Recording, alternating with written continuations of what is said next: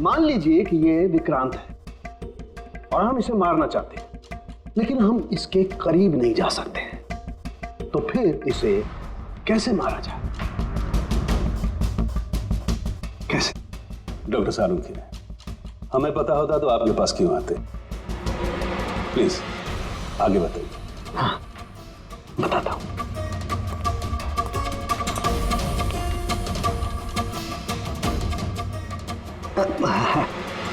आप थोड़ा पीछे हट जाइए प्लीज। Thank you.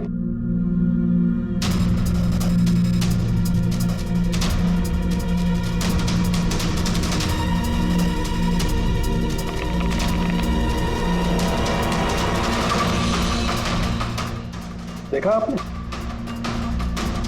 बॉस, बिना नजदीक जाए इसे ऐसे मारा जा सकता है। ये आपने किया कैसे सर? क्योंकि जैसे ही हमें इस डिवाइस के बारे में पता चला, हमने विक्रांत के पुराने मेडिकल रिपोर्ट्स मंगवाए जेल में से। ये स्कैन 2 महीने पुराना है और ये वाला स्कैन ये हमने कल रात को लिया उसके मरने के बाद।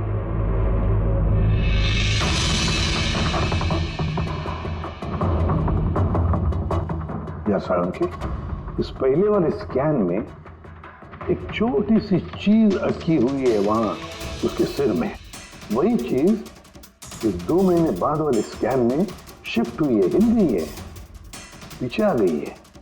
और ये छोटी सी चीज एक शार्पनेल है बॉस। यानी गोली का छोटा सा टुकड़ा, और फिर ये शार्पनेल वहां से इस तरफ शिफ्ट हो गया, जिस वजह से विक्रांत की सबड्यूरल हेमेटोमा यानी ब्रेन ब्लीडिंग की वजह से मौत हो गई। और ये शार्पनेल अपनी जगह से हिला कैसे? उसी डिवाइस की वजह से जो हमें जलती हुई गाड़ी में से मिला। तो गोलियों के टुकड़े को हिलाने का डिवाइस ही है? सिर्फ गोलियां नहीं दया, इसने और भी बहुत सारी चीजें हिलाई, जैसे कि विक्रांत के हाथों की हथकड़ी, पुलिस वैन का स्टीयरिंग व्हील, दोनों के हाथ की घड़ी के कांटे, यहां तक कि अभिजीत की गन भी। मतलब लोहे की चीजें, तो जितनी भी लोहे की चीजें हैं वो हिल गई उस डिवाइस की वजह से। Exactly boss. और लोहे का सबसे बड़ा आशिक है मैग्नेट, चुंबक। बॉस, ये है वो चुंबक जिसके जरिए मैंने इसे उड़ाया। यानी उस काली वैन में भी एक ताकतवर लौचुंबक था, जिसकी वजह से पूरी की पूरी वैन दाईं तरफ चली गई और अभिजीत की मेटल की गन वो भी अपने आप चल गई। हाँ, और विक्रांत के सिर में जो अटका हुआ शार्पनेल का टुकड़ा है वो भी शिफ्ट हुआ। सर, इतनी प्लानिंग के साथ तो वही मार सकता है जिसे शार्पनेल के बारे में पहले से पता था, उसका कोई करीबी।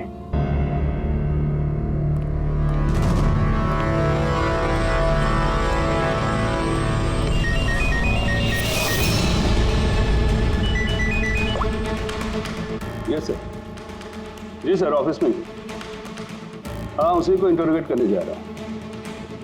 पता है सर, वो क्रिमिनल नहीं है, लेकिन क्रिमिनल कोई माँ के पेट से पैदा तो होता नहीं। मजबूरी, हालात, लालच क्रिमिनल पैदा करते हैं।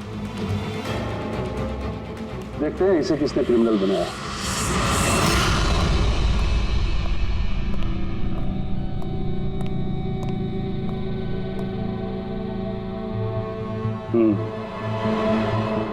अब ये केस सीआईडी नहीं, क्राइम ब्रांच को सौंप दिया गया है।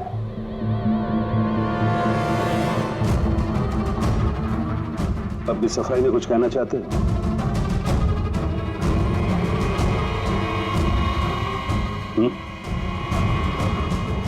मैं deputy commissioner of police Rajiv, बहुत सुना है तुम्हारे बारे में, लेकिन कभी सोचा नहीं था इस हालत में मुलाकात होगी। मैंने भी बहुत सुना आपके बारे में सर। सुना है काफी सख्त ऑफिसर हैं आप। फिर तो तुम समझ गए होगे, थोड़ी सी भी ढील मैं तुम्हें दूंगा नहीं। कानून सबके लिए बराबर होता है सर। अगर मैंने गुनाह किया है तो तो सजा का उतना ही हकदार हूं जितना कि कोई आम मुजरिम। विक्रांत को क्यों मारा तुमने? उसे मारने की कोई वजह नहीं थी मेरे पास। अच्छा, तो फिर गोली क्यों चले? पता नहीं, बस चल गई। चल गई? चल गई मतलब ट्रिगर पे उंगली रख के ट्रिगर दबाया था ना तुमने? मैं सिर्फ उसको डरा रहा था। डरा रहे थे, लेकिन तुम वहां करने क्या गए थे? पुलिस उसे कोर्ट ले जा रही थी ना?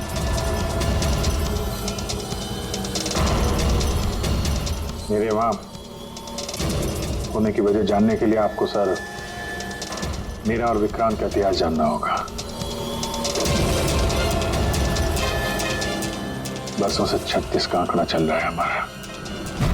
कई बार वो मेरे हाथ आते आते रह गया, लेकिन इस बार मैंने उसे पकड़ लिया।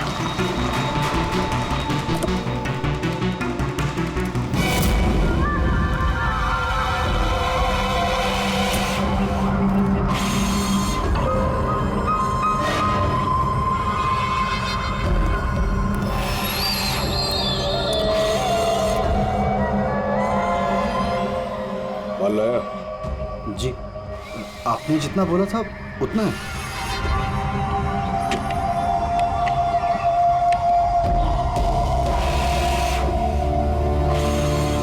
गुड।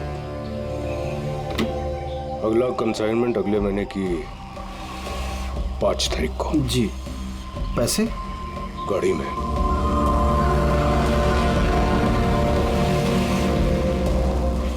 क्या बात है, इतना पसीना क्यों आ रहा है? पसीना? नहीं तो। जिस स्कूल में तुझे एडमिशन नहीं मिला था ना, उस स्कूल का हेडमास्टर था मैं। क्या छुपा रहा है? नहीं, कुछ भी नहीं। ओह, तो ये बात है। किसने भेजा? सीआईडी को बुलाया तूने? विक्रांत को धोखा देना बहुत महंगा पड़ेगा तुझे।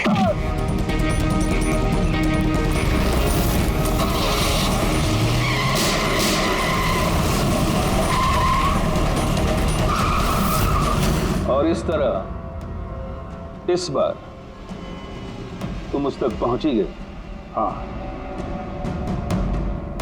लेकिन हमेशा की तरह इस बार भी विक्रांत के नसीब में जेल की सलाखें नहीं लिखी थी। नामी गिरामी अपराधी विक्रांत ने सरकारी गवाह बनने का फैसला कर लिया है। वो मकरंद के खिलाफ अदालत में सारे सबूत देगा और इसके बदले अदालत उसकी सजा काफी हद तक माफ कर देगी। इन अपराधियों को पकड़ने के लिए हम लोग दिन रात एक कर देते हैं, अपने खून पसीना बहाते हैं। क्या इसलिए कि अदालत उनको दोबारा जुर्म करने के लिए छोड़ दे? अब अदालत को दोष मत दो अभिजीत। वैसे भी मकरंद के खिलाफ उनके पास ज्यादा सबूत थे नहीं, और हमारा काम मुजरिमों को पकड़ना है, ना कि उनकी सजा तय करना। यार, तो तुमको क्या लगता है, इसको छोड़ना सही है? अब सही तो नहीं है, पर हम लोग क्या कर सकते हैं?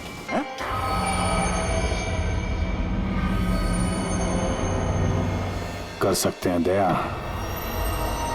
बहुत कुछ कर सकते हैं। बहुत बड़े बड़े मुजरिम देखे हैं मैंने सर, पर ये विक्रांत कुछ अलग ही था। हर बार कुछ ना कुछ करके बच ही जाता। तो इस बार उसका बच निकलना तुम्हें मंजूर नहीं था, क्यों? यही बात है ना? ठीक समझा। इसलिए जब मुझे पता चला कि इस केस का इंचार्ज मेरा पुराना दोस्त मुरली है, तो विक्रांत से मिलना मुझे।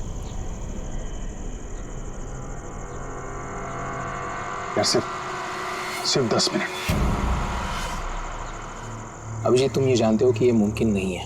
This doesn't fit into any kind of protocol. मैं तुम्हें परमिशन नहीं दे सकता। परमिशन? वो आरती याद है तुम्हें? बीकॉम सेकेंड ईयर की स्टूडेंट, कैसे तड़पा तड़पा के मारा था उसने। किसने परमिशन दी थी उसे ऐसा करने के लिए? और वो 80 साल की बूढ़ी औरत जिसे आंख से दिखता नहीं था, उसके हाथ पांव काट दिए थे उसने। एक 8 साल के बच्चे तक को। अभिजीत, मैं उसकी पूरी केस हिस्ट्री को जानता हूं। फिर तुम ये भी जानते होगे किसी भी जेल में 15-20 दिन से ज्यादा नहीं टिकता ये विक्रांत। यार मेरा उससे मिलना बहुत जरूरी है। एक लड़की का किडनैप हो गया, पिछले 2 महीने से नहीं मिल रही है। सिर्फ विक्रांत जानता है कहां है वो। यह लड़की की जिंदगी का सवाल है, समझो यार, सिर्फ 10 मिनट। ठीक है, लेकिन सिर्फ और सिर्फ 10 मिनट। तो इस तरह तुम विक्रांत की कैंप तक पहुंचे, लेकिन तुम्हें तो सिर्फ उस लड़की के बारे में जानना था ना? ये सब कैसे हो? ये सच है सर, मैं सिर्फ लड़की के बारे में जानने गया था। मगर 5 मिनट का टाइम दे रहा हूं, दिमाग पे जोर डाल ले और अच्छी तरीके से हिला ले। आरजू कहां है? आरजू? कौन सी आरजू? किसकी आरजू? मैं नहीं जानता किसी आरजू को। वही लड़की जिसे तूने किडनैप कर रखा है। ओह सॉरी, भूल गया था। कहां रखा है उसे? जानता है अभिजीत, पिछली बार भी मैंने एक लड़की को किडनैप किया था, फिर भूल गया था। फिर अचानक 2 महीने के बाद मुझे याद आया, तो फिर जाकर देखा कि उसकी लाश कुर्सी से बंधी हुई थी और उसकी लाश पर मक्खियां भिनभिना रही थी। और अब आरजू का भी वही हाल होने वाला है। ऐसा कुछ नहीं होगा।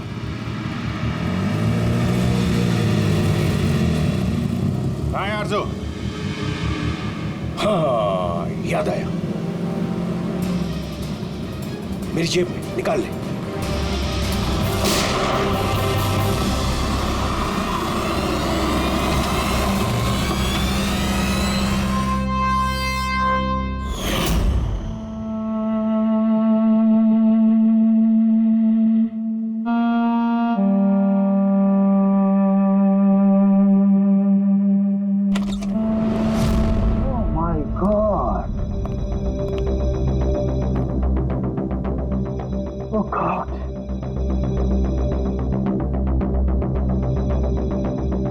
मुझे तुम जैसे जिम्मेदार ऑफिसर से ये उम्मीद नहीं थी मुरली।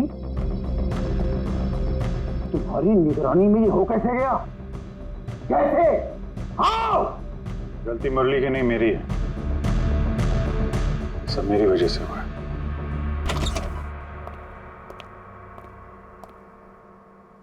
वाह वाह, क्यों एसपी साहब, बड़ा गर्व हो रहा होगा आपको। तो इतिहास में पहली बार किसी सीआईडी ऑफिसर के हाथों खून हुआ है, और वो भी एक सरकारी गवाह का। चैन साहब, आपको जो कुछ कहना है मुझे कहिए। अपराध मैंने किया है। तुमसे नहीं, एसीपी प्रद्युमन से ही बात करूंगा, क्योंकि अगर सीआईडी की नाक कटती है, फाइनली सारी जिम्मेदारी प्रद्युमन के कंधे पर ही आती है। इसलिए तुमसे ही बात करूंगा।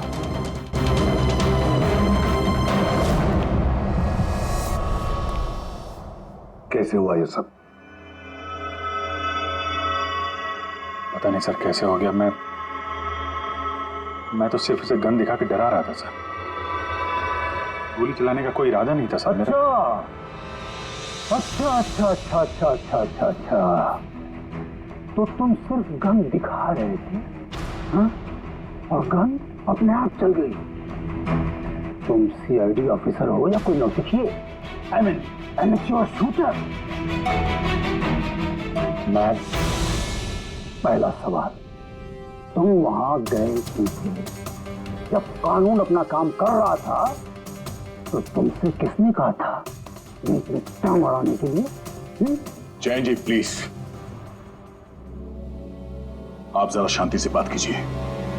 अभिजीत एक सीआईडी ऑफिसर है, कोई राह चलता आदमी नहीं। देखो, अभिजीत मेरे लिए सिर्फ और सिर्फ एक मुजरिम है, मकरंद की तरह। हाँ, वैसे कितने रुपए लिए तुमने मकरंद से विक्रांत को मारने के लिए?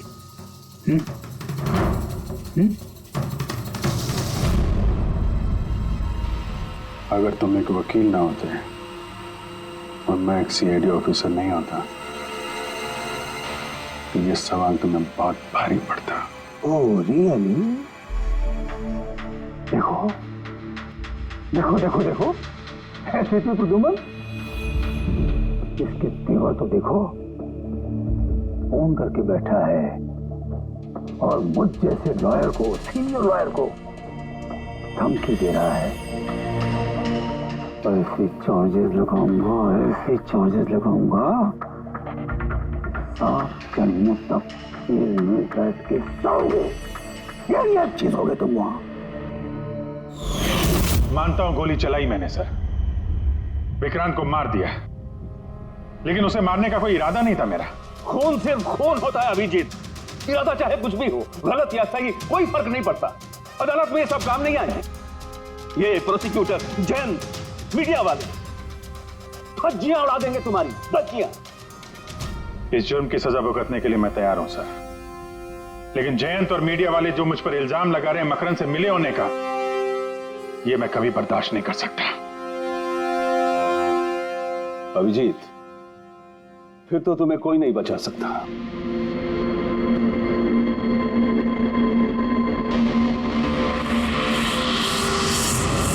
सारे सबूत और गवाह अभिजीत के खिलाफ है। यानी कोई उम्मीद नहीं है सर? कैसे उम्मीद है? अभिजीत ने खुद कन्फेस किया है कि गोली उसी ने चलाई।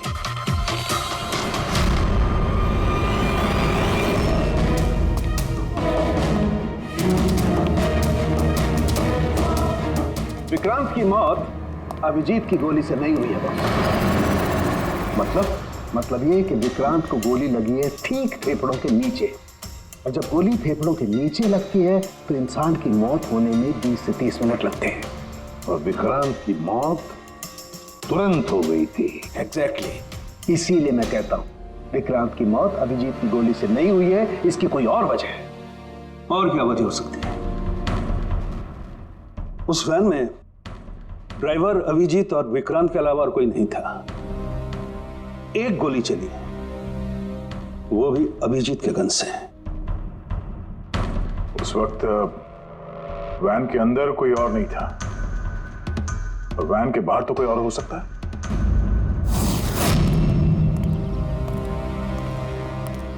अभिजीत, उस वक्त गाड़ी के बाहर कोई था जिस वक्त गोली चली? नहीं, एक्चुअली पता नहीं, क्योंकि मेरा पूरा ध्यान तो विक्रांत पे था। अभिजीत, ठीक से याद करके बताओ, गोली चलने से पहले क्या हुआ था? कुछ अजीब हुआ था? कुछ भी? गोली चलने से पहले मैं विक्रांत से बात कर रहा था और हाँ, अचानक वैन को झटका लगा, गाड़ी हिल गई और विक्रांत भी थोड़ा गिर गया और मेरा भी संतुलन बिगड़ गया और गोली चल गई। एक मिनट, झटका लगा? किस तरह का झटका? जैसे सड़क पे अचानक से कोई गड्ढा आ गया, पूरी वैन हिल गई। लेकिन यहाँ तो सड़क बिल्कुल ठीक है, दूर दूर तक कहीं कोई स्पीड ब्रेकर भी नहीं है, स्मूथ। यहाँ गड्ढा कैसे आ सकता है? हाँ साहब, झटका लगा था, मेरी पूरी वैन यूं दाईं तरफ मुड़ गई।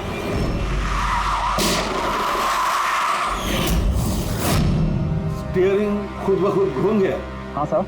ये कैसे हो सकता है? साहब, ये तो मुझे भी पता नहीं चला कैसे हो गया। इससे पहले कि मैं वैन को संभाल पाता, पीछे से गोली चलने की आवाज आ गई।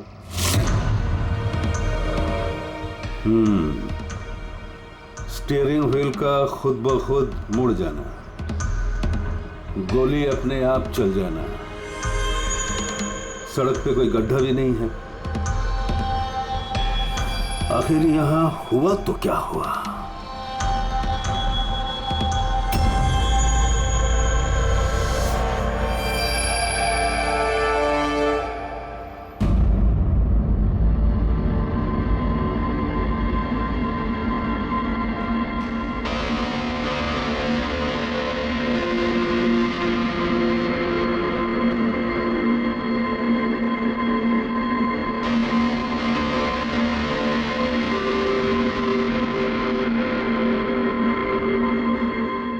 पहुंच करूं?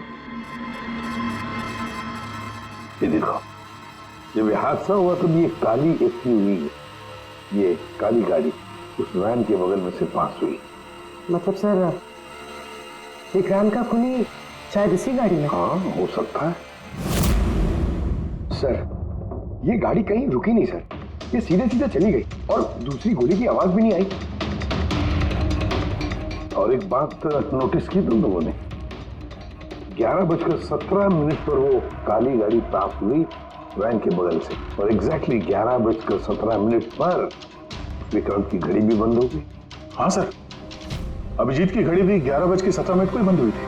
हाँ, ये दोनों घड़ियों का एक साथ बंद होना और इस कार का ठीक 11:17 पे वहां से गुजरना, ये संजोग नहीं हो सकता। बिल्कुल सर, बिल्कुल सही कहा आपने, ये कोई संजोग हो ही नहीं सकता। जरूर कोई ना कोई राज छुपा है उस काले रंग की एसयूवी में, जो अभिजीत की बेगुनाही साबित करेगा। तो यहाँ इस फुटेज में इस गाड़ी का नंबर तो दिख नहीं रहा है। इस जगह से 5 किलोमीटर दूर सर टोल नाका है, वहां के सीसीटीवी फुटेज से शायद इस कार की डिटेल मिल जाए। हाँ।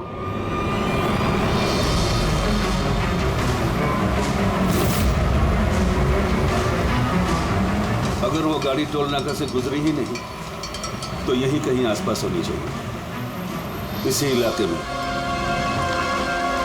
Sir,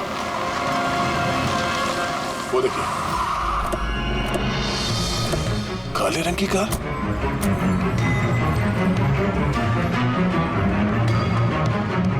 oh no. रेडी, जरा आगे चेक करो।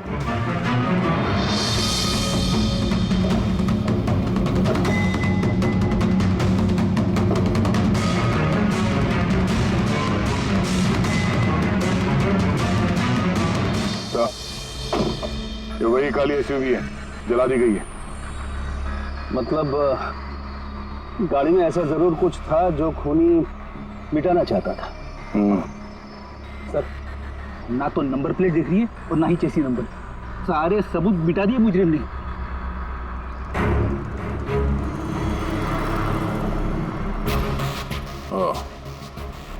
फिर एक काम करो, जरा आसपास पूछताछ करो, देखो किसी ने यहाँ पे कुछ देखा है क्या।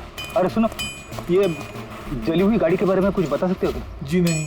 हाँ? ये देखिए, सीट के नीचे ये डिवाइस पड़ा था। Electric device. हाँ सारुण के, क्या डिवाइस है, कुछ पता चला? हाँ बस, पता तो चल गया है, लेकिन इसे अच्छी तरह से समझाने के लिए मुझे एक डेमो देना पड़ेगा आप लोगों को।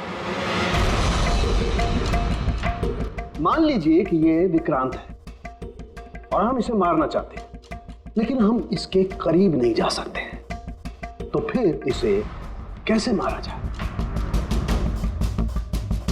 कैसे? डॉक्टर सालुंखे, हमें पता होता तो आपके पास क्यों आते? प्लीज आगे बताइए। हाँ, बताता हूं।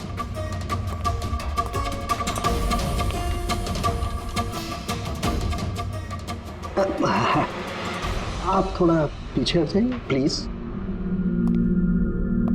Thank you.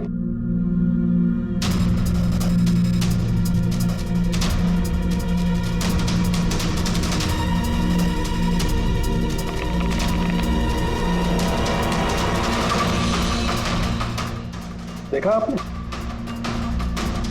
बस बिना नजदीक जाए इसे ऐसे मारा जा सकता है। ये आपने किया कैसे सर? क्योंकि जैसे ही हमें इस डिवाइस के बारे में पता चला, हमने विक्रांत के पुराने मेडिकल रिपोर्ट्स मंगवाए जेल में से। ये स्कैन 2 महीने पुराना है और ये वाला स्कैन ये हमने कल रात को लिया, उसके मरने के बाद।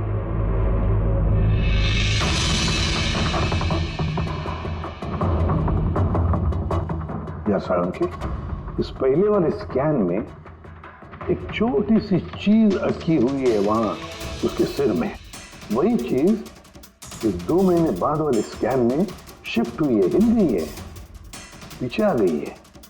और ये छोटी सी चीज एक शार्पनेल है बॉस, यानी गोली का छोटा सा टुकड़ा।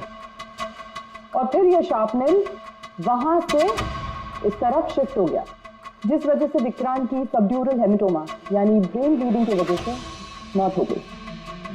पर ये शार्पनल अपनी जगह से हिला कैसे? उसी डिवाइस की वजह से जो हमें जलती हुई गाड़ी में से मिला। तो गोलियों के टुकड़े को हिलाने का डिवाइस ही है? सिर्फ गोलियां नहीं रहा, इसने और भी बहुत सारी चीजें हिलाई, जैसे कि विक्रांत के हाथों की हथकड़ी, पुलिस वैन का स्टीयरिंग व्हील, दोनों के हाथ की घड़ी के कांटे, यहाँ तक कि अभिजीत की गन भी। मतलब लोहे की चीजें, तो जितनी भी लोहे की चीजें हैं वो हिल गई उस डिवाइस की वजह से। Exactly boss. और लोहे का सबसे बड़ा आशिक है मैग्नेट, चुंबक। बॉस, ये है वो चुंबक जिसके जरिए मैंने इसे उड़ाया। यानी उस काली वैन में भी एक ताकतवर लौ चुंबक था, जिसकी वजह से पूरी की पूरी वैन दाईं तरफ चली गई और अभिजीत की मेटल की गन वो भी अपने आप चल गई। हाँ, और विक्रांत के सिर में जो अटका हुआ शार्पनल का टुकड़ा है वो भी शिफ्ट हुआ। सर, इतनी प्लानिंग के साथ तो वही मार सकता है जिसे शार्पनल के बारे में पहले से पता था, उसका कोई करीबी। मकरंद। मकरंद मतलब अभिजीत सर बेगुनाह? No, not at all. इतनी जल्दी किसी नतीजे पे पहुंचना ठीक नहीं होगा। मकरंद के खिलाफ जब तक हमको पक्का सबूत न मिल जाए, कानून की नजर में अभिजीत ही दोषी है। मकरंद के खिलाफ सबूत तो वही देगा ना जो विक्रांत के सेफ हाउस के बारे में जानता था, वरना मकरंद को कैसे पता कि विक्रांत किस रास्ते से कोर्ट पहुंचेगा। और विक्रांत की खुफिया जानकारी सिर्फ मुरली और उसके बाकी साथियों के पास थी। आप लोग ऐसा सोच भी कैसे सकते हो सर कि हम में से कोई गद्दारी कर सकता है? जितने ईमानदार आप लोग हैं ना, उतने ईमानदार हम लोग भी हैं। विक्रांत को कहां और कौन से सेफ हाउस में रखा गया था ये सिर्फ आप लोग जानते थे और कोई नहीं। ये सच है ना? हाँ सर, नहीं पता थी। यहाँ तक हमारे घर वालों को पता नहीं थी, तो फिर हम बाहर वालों पे क्यों इल्जाम लगाएंगे? शायद पैसों के लिए किसी ने मकरंद को यह जानकारी दी हो। प्लीज साहब, हम भी पुलिस वाले हैं, जान की बाजी हम भी लगाते हैं। आप इस तरह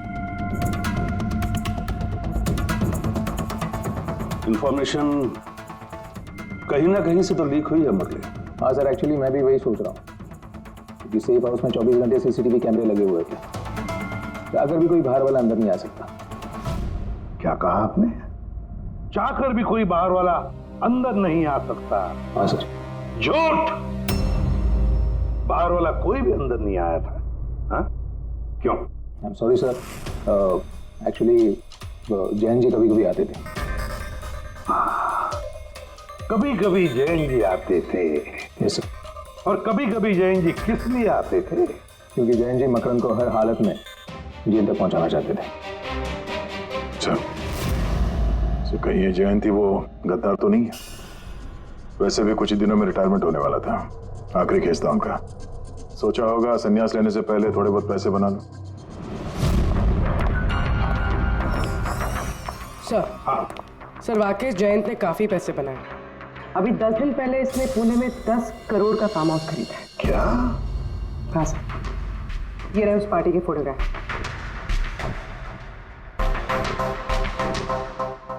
एक मिनट, माय गॉड, दया पहचाना इसे?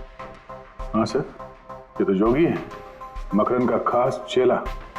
जोगी, मकरंद का खास चेला, और वो भी जयंत की पार्टी में।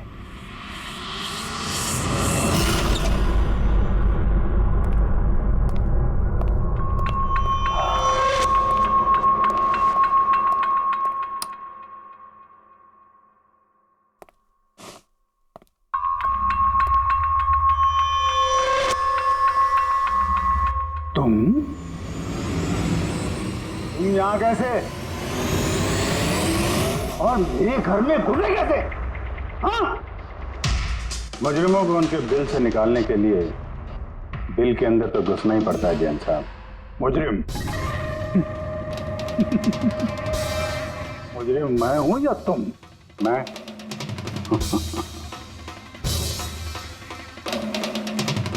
लेकिन ये तस्वीर ये कुछ और ही कहानी कह रही है।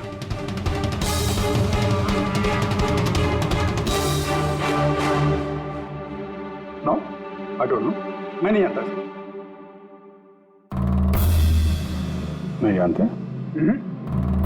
कमाल है, बहुत भोलेपन का नाटक कर रहे हो जयंत साहब।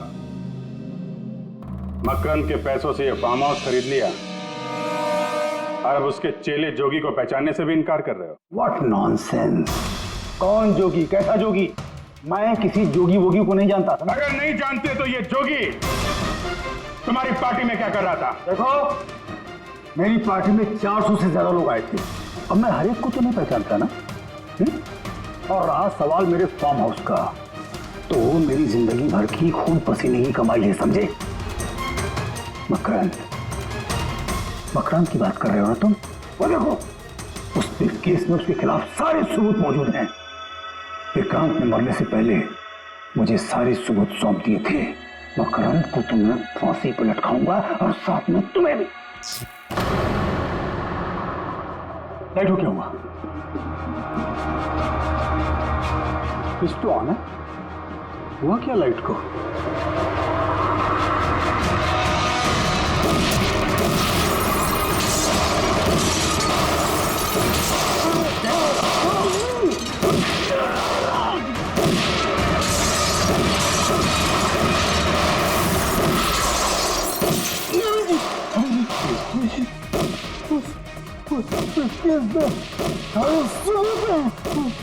मकान के हाथ नहीं आना चाहिए। जैन जी,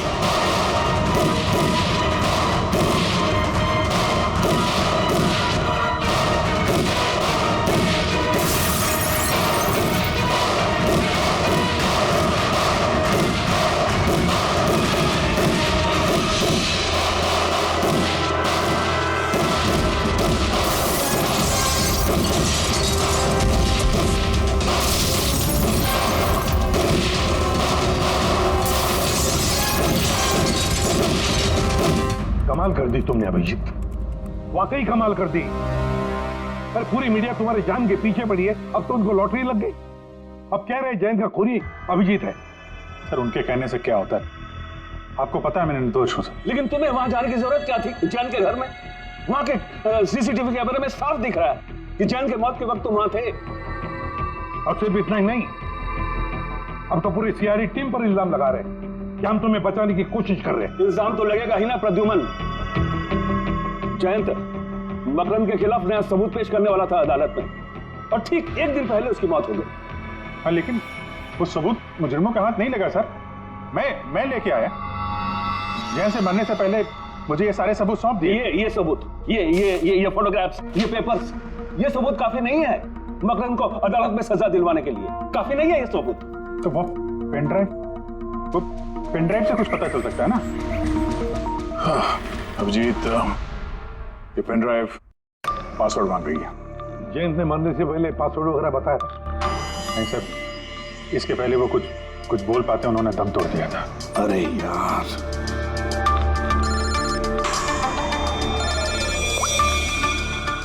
हेलो, हाँ पूर्वी। अच्छा, ओके, ठीक है। अच्छा, पता चल गया जोगी को जैन जी की पार्टी में कौन लेके गया था? कौन लेके गया था? खुद जैन जी की पीए सोनल।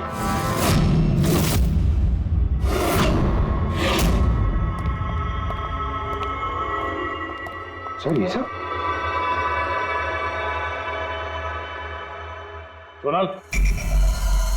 सोनल, पूरी तेरा ऑफिस कर।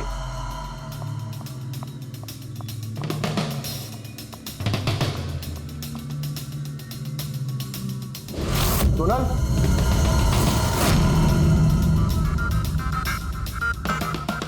सर अभी तो कोई भी नहीं। सर कोई नहीं होगा। तो सोनल गई कहाँ?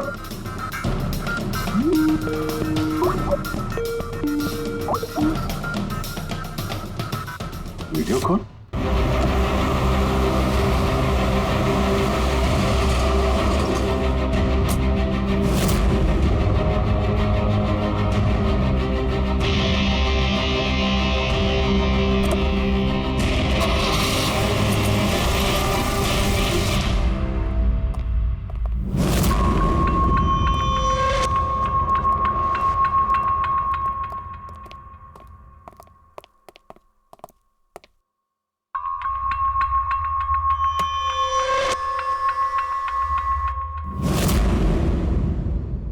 Welcome welcome Abhijit.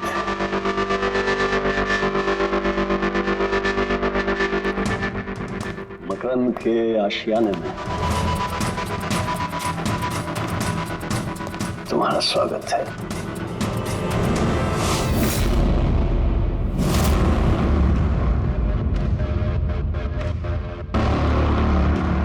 सबूत सबूत इधर है बॉस।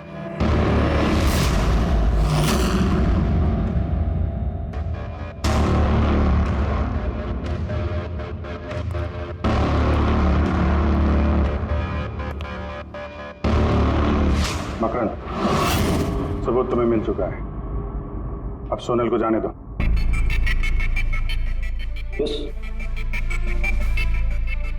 वैसे भी वो कहते हैं ना कि मरने वाले की अंतिम इच्छा अधूरी नहीं रहनी चाहिए। सोनल को बुलाओ।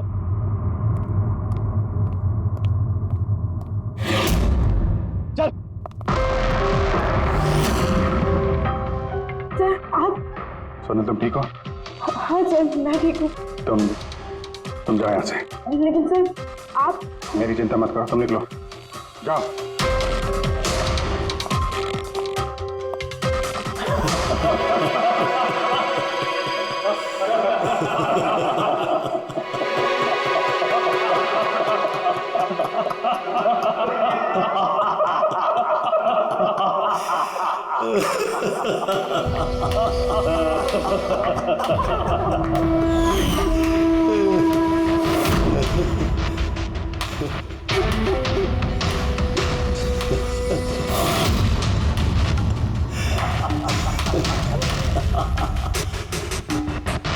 सोनल, तुम भी? मानते हो ना मेरे दिमाग को? तुम सीआईडी वालों को भी मैंने चकमा दे दिया।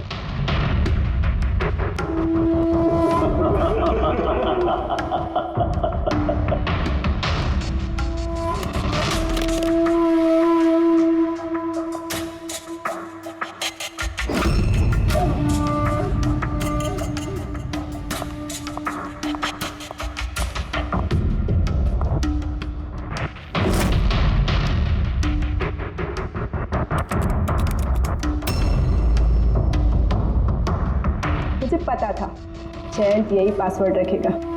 मकरम will die. Now, stop conversation. Start the operation.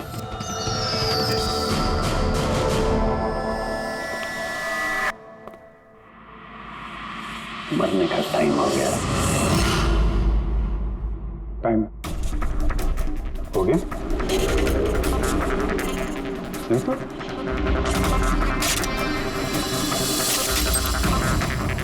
Oh, magnet, तुम लोगों को क्या लगा चुंबक को हथियार बनाना सिर्फ तुम लोगों को आता है?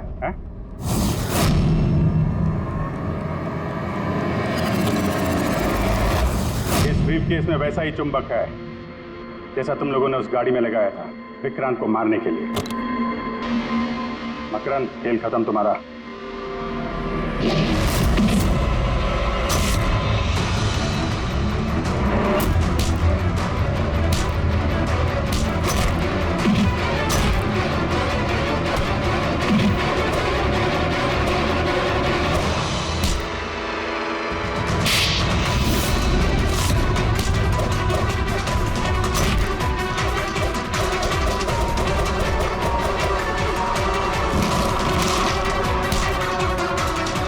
पैसों के लिए अपने बॉस को धोखा दिया? हाँ?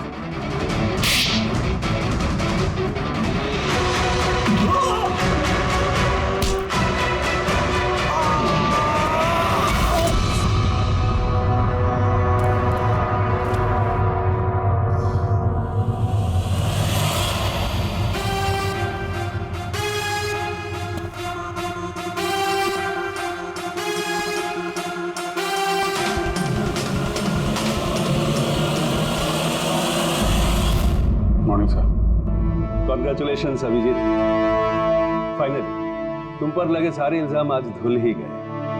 और एक बार फिर उसी गर्व के साथ तुम सीआईडी की ड्यूटी ज्वाइन कर सकते हो। Thank you sir.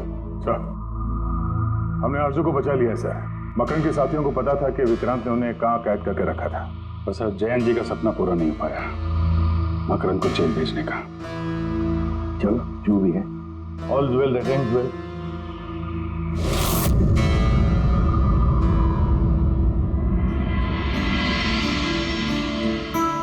संभालो अपनी अमानत को।